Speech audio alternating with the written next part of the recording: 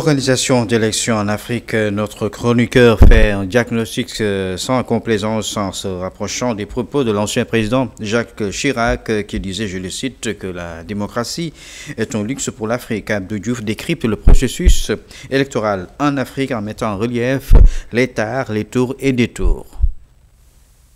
Faut-il continuer d'organiser des élections présidentielles en Afrique? Cette question peut être jugée provocatrice par les idéologues de la démocratie en Afrique. Cependant, elle fait suite à une observation des élections sur le continent africain ces 25 dernières années, particulièrement la dernière élection présidentielle au Gabon. Lorsque Jacques Chirac jugeait au début des années 1990 que la démocratie est un luxe pour l'Afrique, beaucoup d'Africains, y compris les intellectuels et politiques, s'en étaient offusqués. 25 ans après, la réalité du terrain ne lui donne-t-elle pas raison? La démocratie, un luxe. Premièrement, l'élection présidentielle est improductive car non seulement elle est très onéreuse pour les pays africains, mais elle produit très peu de résultats positifs dans la vie des populations. La présidentielle ivoirienne de 2010 a été reconnue par l'ensemble des observateurs comme l'une des plus coûteuses au monde. Le coût de l'organisation du scrutin a été estimé à 300 millions d'euros, ce qui en faisait l'élection la plus chère d'Afrique. Et ce sont les populations qui en payent les pots cassés. La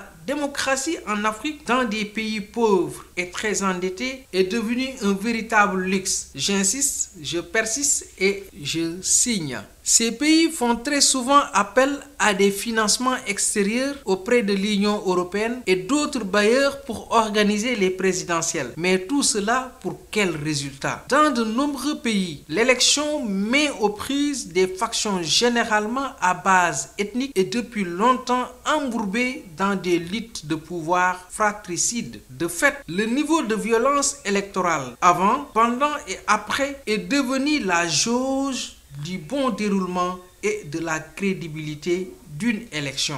La dernière présidentielle du 27 août au Gabon s'est terminée par des violences exactement comme en 2009. Les violences électorales les plus graves sont celles qui se sont déroulées au Kenya en 2008, puis en Côte d'Ivoire en 2010 et plus récemment au Burundi en 2015. Le scrutin présidentiel à venir en République démocratique du Congo, RDC, a déjà généré des violences avant même que l'on ne se rapproche de son organisation. En outre, même dans les pays considérés comme les plus avancés dans la consolidation de la démocratie, comme le Ghana, le Mali, le Bénin et notre cher pays, le Sénégal, la présidentielle a polarisé les tensions et l'on a parfois frôlé la tragédie. Entendons-nous bien, l'absence de brutalité visible ne signifie pas qu'il n'y a pas de violation, même symbolique, des droits de l'homme par la restriction des libertés politiques, notamment l'emprisonnement, les tortures et les menaces des opposants, ainsi que des acteurs de la société civile, syndicats, unions, journalistes, etc.,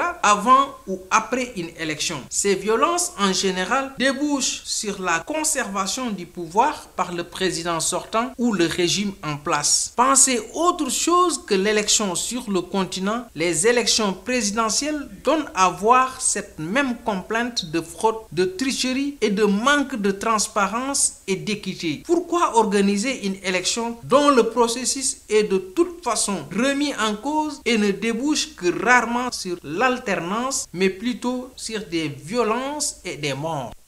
Merci Abdou Diouf, et vous nous ouvrez le pont sur l'international.